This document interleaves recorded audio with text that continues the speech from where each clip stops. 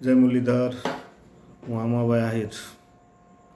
મારા આજના વિડીયોમાં આપનું સ્વાગત છે. મારા વિડીયો સત્ય ઘટના આધારિત હોય છે.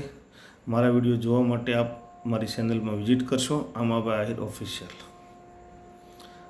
આજે મારે વાત કરવી છે જે ભારતભરમાં ગેસની તંગી, રાંધણ ગેસની જે તંગી સર્જાણી હતી.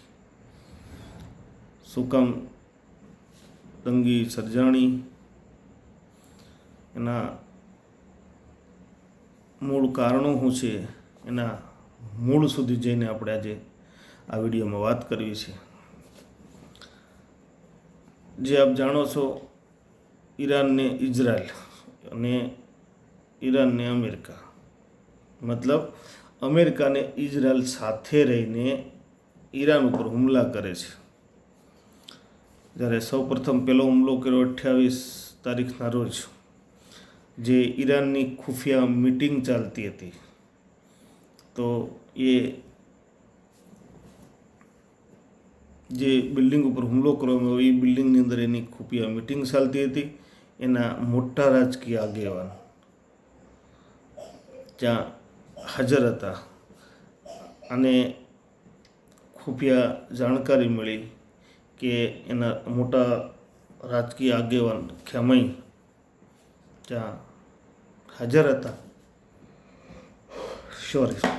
એવા ટાઈમમાં આ લોકો ત્યાં ડ્રોનથી હુમલો કરે છે, મિસાઇલ દાગે છે અને જે ત્યાં મિટિંગમાં હાજર તમામ લોકો મોતને ભેટે છે.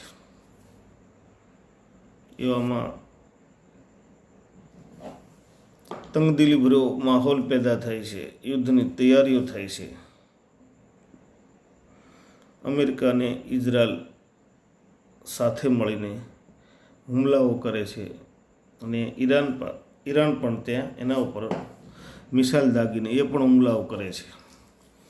એવામાં હોર્મુઝ નામની ખાડી,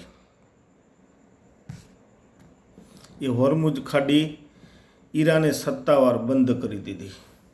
ઈરાને જાહેરાત કરી દીધી કે આ ખાડીમાંથી કોઈ પણ જહાજ પસાર થશે તો એને ડાયરેક્ટલી ઉડાડી દેવામાં આવશે. એની અલગ અલગ એજન્સીઓ ત્યાં તૈનાત કરી દીધી અને એલાન કરી દીધું કે કોઈ પણ જહાજ અહીંથી નીકળશે એટલે એને ઉડાવી દેવામાં આવશે. હવે આપણા દેશનું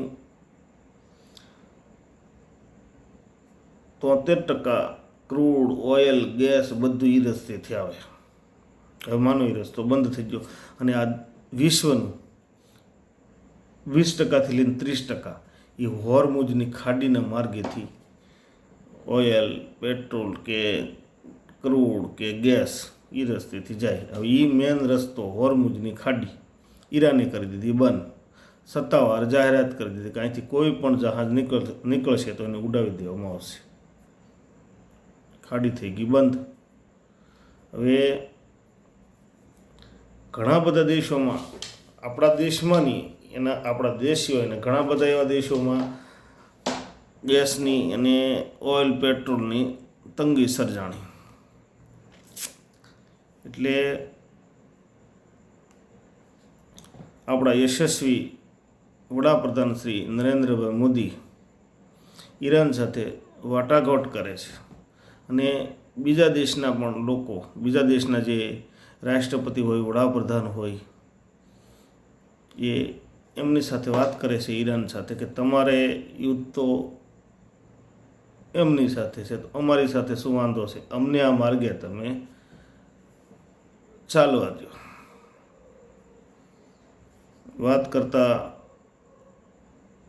ઈરાન ફ્રી સત્તાવાર જાહેરાત કરે છે કે આ રસ્તેથી ઇઝરાયલ અને અમેરિકા સિવાય બધા દેશો જહાજ બધા દેશોના જહાજ અહીંથી ચાલી શકશે. એ જાહેરાત કર્યા પછી આપણું જહાજ શિવાલિક કતારથી 43,000 મેટ્રિક ટન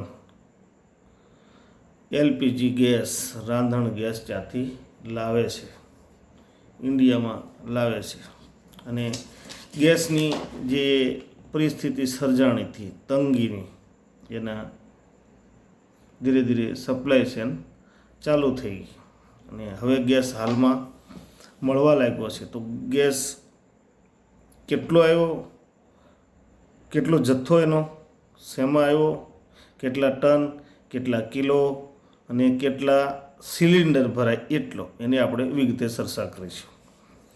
તો એનો જે જથ્થો હતો એ 47,000 મેટ્રિક ટન. તો આપને પ્રશ્ન થશે કે આ 47,000 મેટ્રિક ટન એટલે કેટલા કિલો? તો 4,60,00,000 કિલોગ્રામ આ ગેસ થાય. 4,60,00,000 કિલોગ્રામ આ ગેસનો જથ્થો છે, બરાબર. તો હવે તમને એવો વિચાર થાય કે આમાંથી સિલિન્ડર કેટલા ભરાય?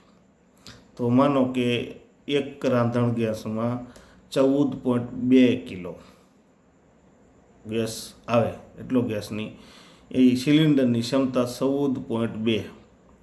ઘરેલું જે ગેસ છે એની ક્ષમતા 14.2 કિલો અંદર એનો ગેસ હોય. તો 14.2 એવા કેટલા સિલિન્ડર ભરાય, કેટલા કિલો? તો 4,60,00,000 કિલોગ્રામ અને 43,000 મેટ્રિક ટન. તો એના સિલિન્ડરનો હિસાબ કરીએ તો સિલિન્ડર ભરાય 32,39,000 સિલિન્ડર એ એટલા ગેસના જથ્થાથી ભરાય. 47,000 મેટ્રિક ટન ગેસથી સિલિન્ડર ભરાય 32,39,000. આટલો જથ્થો ઇન્ડિયામાં આવ્યો છે. અને અલગ અલગ કંપનીઓમાં જે કંપનીઓમાં ગેસની જે ઓફિસો છે કે જેને ગોડાઉન છે ત્યાં ગેસ પહોંચી ગયો છે, સપ્લાય ચેન ચાલુ થઈ ગઈ છે અને ધીરે ધીરે ગેસ આવવા લાગ્યો છે. અને જેણે બુક કરેલા હતા એની 2 દિવસથી ડિલિવરી ચાલુ થઈ ચૂકી છે, ગેસ આવવા લાગ્યો છે. એટલે પહેલાં જેવું ગેસની જે તંગી હતી એ હાલમાં નથી તંગી અને ગેસ ઘરે ઘરે પહોંચવા લાગ્યો છે. હું હરેક લોકોને વિનંતી કરું છું કે કોઈને મોંઘા બ્લેકમાં કાળી બજારમાંથી લેવાની જરૂર નથી. કોઈ કાળી બજારમાં લેશો નહીં. ગેસની ઘટ લાગવાનું મુખ્ય કારણ તો એ હતું કે લોકોએ સ્ટોક કરી દીધો હતો.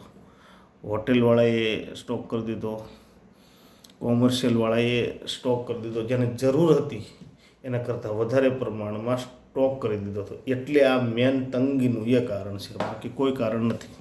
કોઈ સ્ટોક ના કરે અને બધાય વિચારે કે હવનું થાય વહુનું થાય તો ભારતમાં ગેસની તાણ પડે નહીં. લેકિન લોકોએ સ્ટોક કરીને કાળી બજારમાં વેચવાએ કાઢેલો, લોકોએ કાળી બજારમાં ખરીદ્યો, બહુ મોંઘા દામ આપીને મોંઘા ભાવમાં ગેસ લોકોએ ખરીદ્યો. લેકિન હવે હું આજના અમારા વિડીયોના માધ્યમથી કહી દઉં કે કોઈને આજે કાળી બજારમાં ગેસ લેવાની જરૂર નથી. ગેસનો પૂરતો જથ્થો ભારતમાં, ગુજરાતમાં આવી ગયો છે અને હરેક કંપનીની અંદર ત્યાં એના ગોડાઉનમાં, એના સ્ટોકયાર્ડમાં સ્ટોકમાં આવી ગયો છે અને ધીરે ધીરે સપ્લાય ચેન ચાલુ થઈ ગઈ છે, ડિલિવરી ધીરે ધીરે ચાલુ થઈ ગઈ છે, બરાબર છે. અને મેં તમને પહેલેથી વાત આખી સમજાવી દીધી કે ભાઈ આવી રીતે ઈરાનને, અમેરિકાને, ઇઝરાયલ ને ઈરાન આનો ડખ્ખો છે કે જે પણ યુદ્ધની એકાબીજાએ મોરસો માંડેલો છે એના કારણે હોર્મુઝની ખાડી બંધ હતી. એના કારણે જે મેન રસ્તો જ બ્લોક કર્યો હોય તો આ બાજુ ગેસ આવી શકે નહીં, કે ઓઇલ, પેટ્રોલ, તેલ, ક્રૂડ આવી શકે નહીં, એટલા માટે બંધ હતું. પણ હવે એણે સત્તાવાર જાહેરાત કરી છે કે ઇઝરાયલ અને અમેરિકા બે આ રસ્તેથી ચાલે નહીં. એના સિવાયના તમામ દેશો માટે હોર્મુઝની ખાડીનો રસ્તો ખોલી દીધો છે. એટલા માટે આ ગેસ હવે કે પેટ્રોલ, ઓઇલ, ક્રૂડ બધું ચાલુ થઈ ગયું છે અને રેગ્યુલર થઈ ગયું છે અને ધીરે ધીરે એકદમ સંપૂર્ણપણે રેગ્યુલર થઈ જશે. એટલે કોઈએ ચિંતા કરવાની જરૂર નથી અને ચિંતાનો કોઈ વિષય નથી. અને રહી વાત યુદ્ધની, તો એના જે ખેમૈ હતા, એના રાજકીય આગેવાન કોઈ જેનું હુમલા દરમિયાન મોત થયું, એ ખેમૈને આજની તારીખમાં હજી સુધી દફનાવ્યા નથી. એની બોડી કોઈ કોલ્ડ સ્ટોરેજમાં રાખીને હજી મૂકેલી છે, કેમ કે એ એના રાજકીય આગેવાન છે. એના જનાજામાં કમસે કમ 10 કરોડથી પણ વધારે લોકો થાય એવી શક્યતા છે. હવે 10 કરોડથી વધારે લોકો થાય અને ઇઝરાયલ અથવા અમેરિકા કોઈ આના ઉપર હુમલો કરે અને જે પણ આની જનાજામાં આવ્યા હોય, આના કબ્રસ્તાનમાં આના આવ્યા હોય, એના બધાના ઉપર ખતરો મંડરાયેલો રહે. એટલા માટે હમણાં એણે આ યુદ્ધ દરમિયાન એણે દફનાવવાનું મોકૂફ રાખ્યું છે ફિલહાલ. હજી એની બોડી સાચવીને કોઈ કોલ્ડ સ્ટોરેજમાં ખેમઈ સાથે 11 જણાની બોડી હજી બી ડેડ બોડી સાચવીને મૂકેલી છે. કોણે? તો ઈરાને. હજી એનું જે જનાજો નીકળે કે એને દફનાવવા જાય, દફનવિધિ કરી, હજી કોઈ પણ એની ધાર્મિક એના રીતિ રિવાજ પ્રમાણે જે પણ વિધિ બાકી છે એ હાલમાં બાકી છે.